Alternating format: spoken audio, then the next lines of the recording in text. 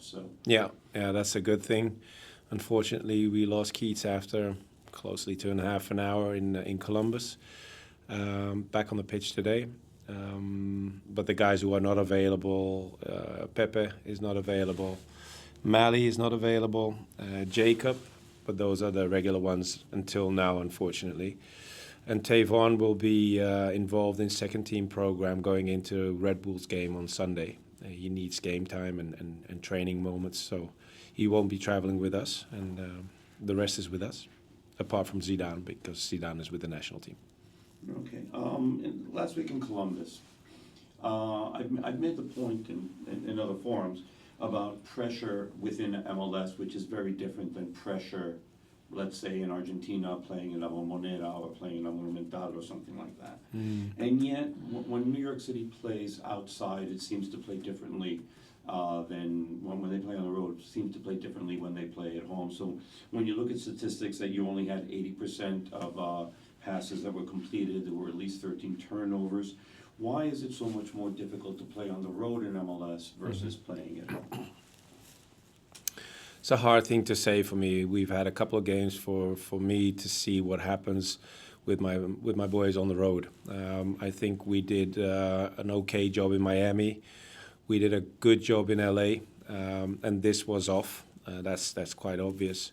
The thing is, there's a huge change in the numbers, if you will, when Keaton goes off. So after 25 to 30 minutes, when Keats leaves the pitch, that has a huge impact on our way of playing. Not for the positive side. So that plays a major part in what you're asking me.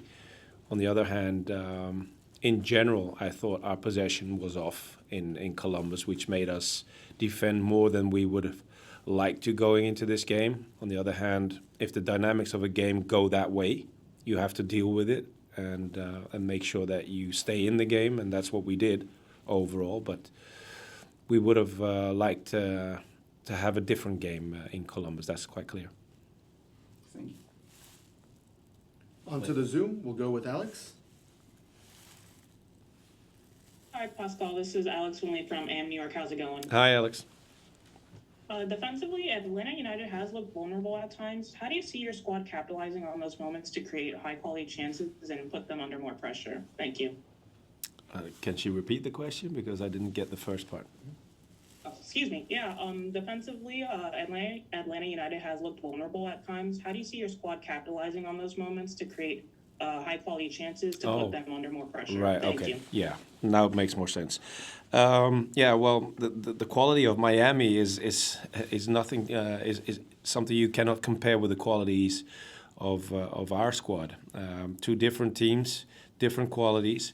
However, we'll take the Miami game that they played as a reference point going into this game. But they've played more games, and Atlanta is also a team in development. They've spent a lot of money in bringing in new players. We just have to focus on what I explained to one of your colleagues just now, is being better in possession our next game, because that is something that will give you more opportunities to score goals. So that's what we've been focusing on also this week, where the opportunities are for us going into this game. It's going to be a tough job because Atlanta, as I said, has a strong squad. But we found some weak spots, and we're going to try and expose them on Saturday. We'll go with Michael Allen. Hi, Pascal. Michael Allen from Pro Soccer. Hi, Mike. This weekend, you're facing off against Ronnie Dyla, the former coach of New York City Football Club, and the one who the club won the MLS Cup under. Does that add any other pressure to you as a coach, add a pressure to the coach in a squad to get results? And also, many of the players that you have worked in his system. Does that add a technical advantage, maybe tactically, for you this weekend? Well, that's an interesting one. It came up during one of the conversations that we had with our players. However, it's a while ago since Ronnie's been here. And what I feel in the environment and in the building here is nothing more than respect for his achievements back then with his staff and with the team he was working with at the time. So it's something that this club and everybody inside the club is looking forward to be that successful again in the near future. So nothing but respect for his achievements, but we have a different squad now. It's not completely the same as back then. So we just focus on the things that we need to focus on going into this game, and hopefully we'll get the result that we're looking for. Michael Ender. Pascal, it's Mike Ander from Blue City Radio. Thanks again for the time. You're welcome. It's a small sample size, but it feels one of the changes attacking-wise that you've taken on with New York City is that the wingers and the attacking players are taking more challenges, being more aggressive one-on-one. Do you feel like that's an accurate assessment? I would hope so. It's something that we're trying to add into our game, into our play style, being aware of which areas that we can expose weaknesses of the opponents. And we have wingers that are good in the 1v1s, but also can challenge defenders behind and going in behind the defense of the opponent. So we're trying to create more variety in our attacking play and making sure that 1 against 1 is one of the weapons that we can use. Scott. Hey, Coach, how are you? Scott Church from Street Pump Soccer. Hi, Scott. Hi. Hey, talk a little bit. Last year at this time, after 5 matches, the team had 3 points. Right now, you're currently at 8. What are you seeing different from the start of last season versus, say, this year, and just what you watched from last season's footage? Thanks. There is a difference in points, obviously, but we still have the same challenges, and that is something that we've learned from the game going to Columbus. Being on the road in Miami was, by phases, a good game from our side. LA was a good game from our side, but we didn't get the result.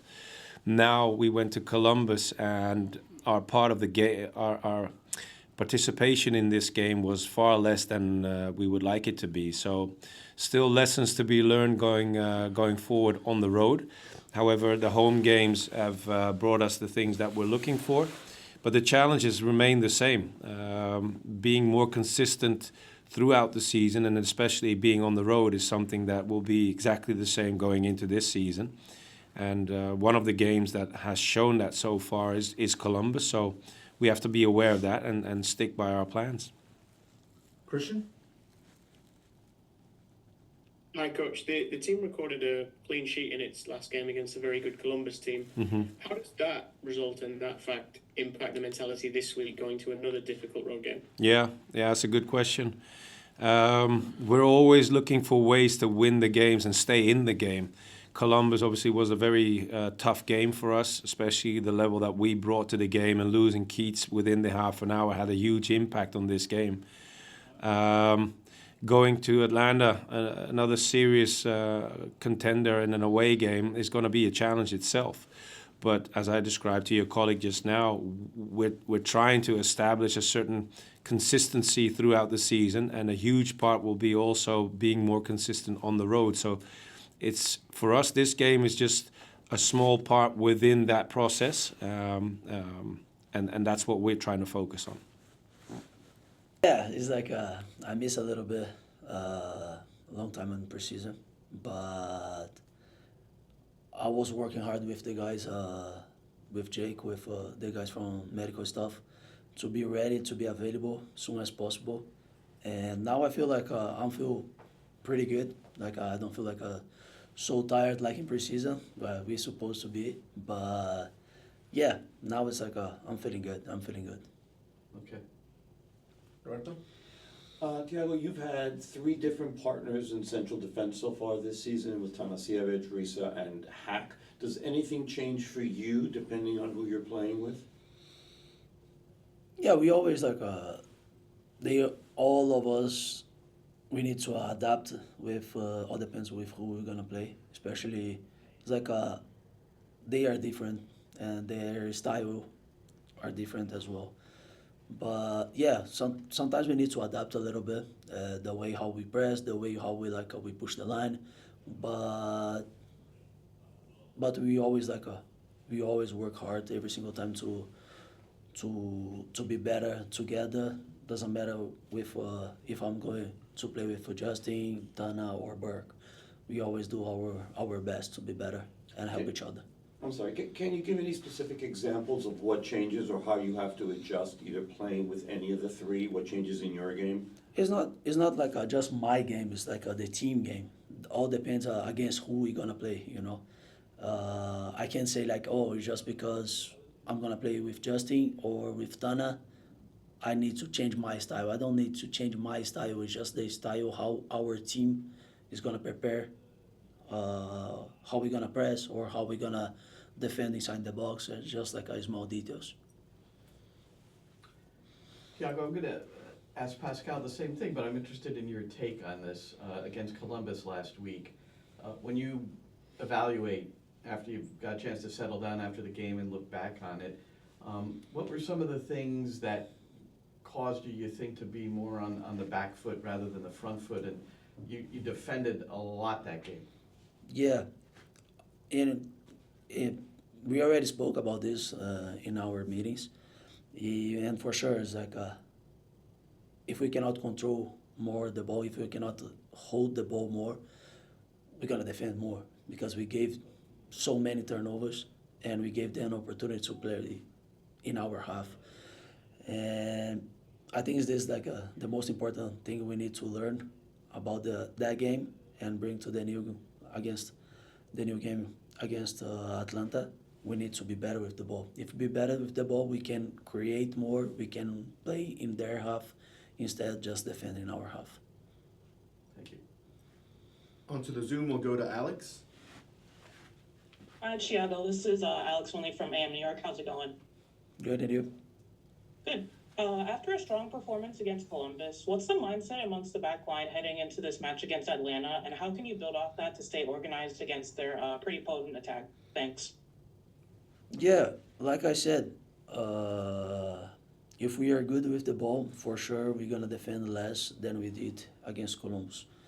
But it's not just for us defensively, but for all of us, because we want to play in their half. We don't want to play in our half. We can build up, but we need to keep more the control of the game and control more of the ball. And for sure it's gonna be better and get more opportunities in front, for sure. Javier? Hey, Thiago, Javier from City Boys. When we look at Atlanta's offensive players, they have quality in Miguel Almiron and Emmanuel Lath. What's sort of the game plan to kind of keep those guys at place and at bay? Yeah, we know we need to be alert every single time. Like you guys saw against Columbus, if we need to defend, we're gonna be ready and to stop their attack because we know they have quality, they have speed, and we need to be ready every single time and be tight because if we gave them a space, and they can cause some problems. Michael? Thiago, it's Mike Andrew from Blue City Radio. Thanks for the time. I heard Glenn ask you about preseason and how it might have affected you physically. Can you talk about, was there any delay with your understanding or learning Pascal's system? Was it a lot different in you not being on the field during the preseason? I can't say much about this because I'm not inside the field, but I was always in the meetings. I was like listening everything. Sometimes I'm not like training with them, but I'm around. I don't think is that this can cause some problems for me, just like to understanding. I'm a little bit older now. I'm 30, and I know a little bit more. I can adapt myself, and then I can understand a little bit quicker than the young guys for sometimes. But yeah, I don't think this is a problem for me, and I have a good relationship, and I have a space to come and talk to him if I have any questions, not just to him, all of the staffs, to improve my game, to improve the team's game as well. Scott?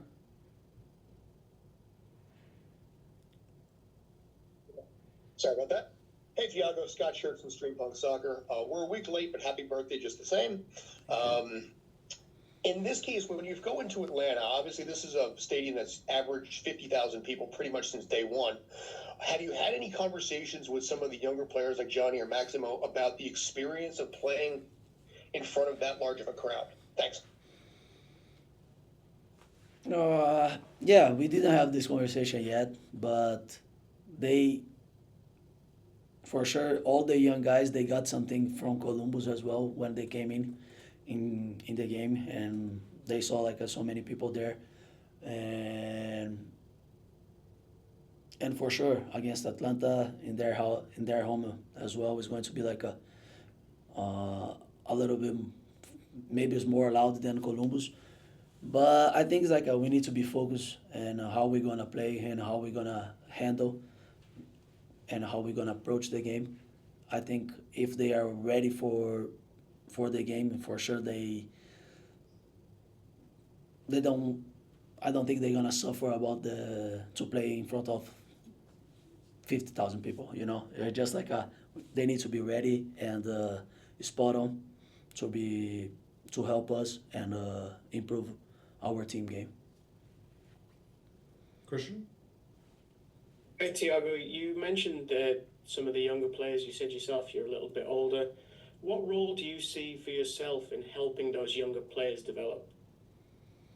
Yeah, like I always said, I'm here to help the guys. I'm here to improve, of course, my game, but to improve the team games. And we know if we as a team, we play a better football, for them it's easier, you know, because they came in, or sometimes like Johnny Shore, sometimes he started. We know we can give them the confidence to receive the ball, to turn and play forward, or if we need to scream against them to be in a better position, is always like to try to help them. It's not just like to put them down, you know. And this is my position here, and for sure, if I can help them inside the field, I'm gonna do every single time. If I need to cover them, and I know if I need them to cover me, they're gonna do it as well, because we as a team, we have this. But I think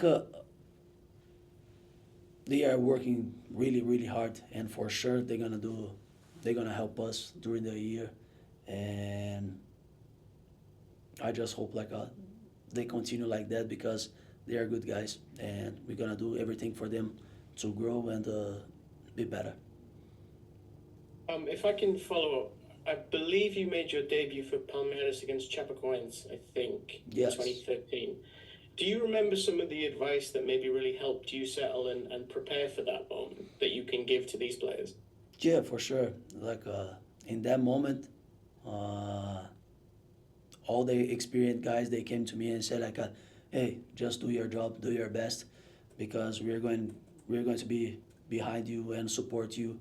Doesn't matter what happened, you know." And like I always said to them, go, enjoy, but be ready, because sometimes in the game I'm gonna try to talk to you, scream against you to be better, to improve your game, but just be focused, because they are working really, really hard during the week, and we know we can count with them.